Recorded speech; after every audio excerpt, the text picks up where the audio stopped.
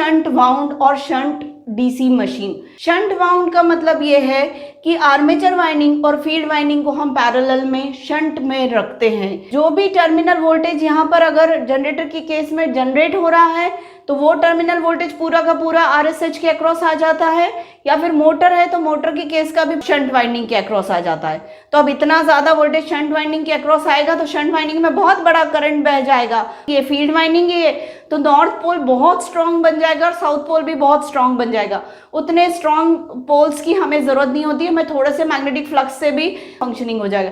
तो इसका मतलब करंट को रिस्ट्रिक्ट करना है। पूरा का पूरा आर्मेचर वोल्टेज इसके अक्रॉस आ भी जाए तब भी इसमें से करंट कैसा बहना चाहिए, कम। मुझे क्या करना पड़ेगा, इसका रेजिस्टेंस ज्यादा रखना पड़ेगा, मतलब इस वायर का क्रॉस सेक्शन कम रखना पड़ेगा, मतलब थिन वायर रखना पड़ेगा। रेजिस्टेंस की वैल्यू क्या होती है, रो एल अपॉन ए। अगर थिन होगा मतलब क्रॉस सेक्शन छोटा होगा तो रेजिस्टेंस ज्यादा होगा, और लेंथ ज्यादा होगी तो भी रेजिस्टेंस ज्यादा होगा। लंबा मतलब ज्यादा नंबर ऑफ टर्न्स हम शंट वाइंडिंग में देंगे। एक चीज और बता दूं, आर्मेचर के अक्रॉस का वोल्टेज बड़ा होता है, पूरा का पूरा वोल्टेज इसके अक्रॉस आ जाएगा तो ज्यादा बड़ा करंट बह जाएगा अगर इसका रेजिस्टेंस कम होगा। डीसी जनरेटर है, आर्मेचर करंट अगर बाहर हमें चाहिए यानी हमें टर्मिनल करंट चाहिए तो आए करंट जो जनरेटेड करंट है इसमें ईएमएफ इंड्यूस हुआ है उसका आए का मैक्सिमम पोर्शन लोड पर जाना चाहिए और कम करंट इसमें से फील्ड वाइंडिंग से बहना चाहिए, शंट फील्ड वाइंडिंग से। अगर ज्यादा करंट इधर चला गया और कम करंट लोड को गया तब भी ऐसा डीसी जनरेटर हमारे किसी काम का नहीं है।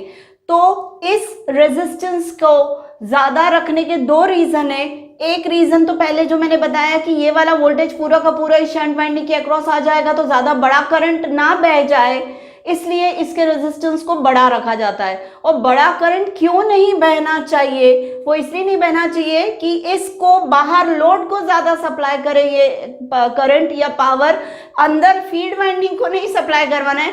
तो मतलब इस वाइंडिंग का रेजिस्टेंस ज्यादा होना चाहिए, इसलिए इसका क्रॉस सेक्शन पतला और लंबा ज्यादा होना चाहिए ये वाला वायर, ताकि इसमें से ज्यादा करंट ना बह सके।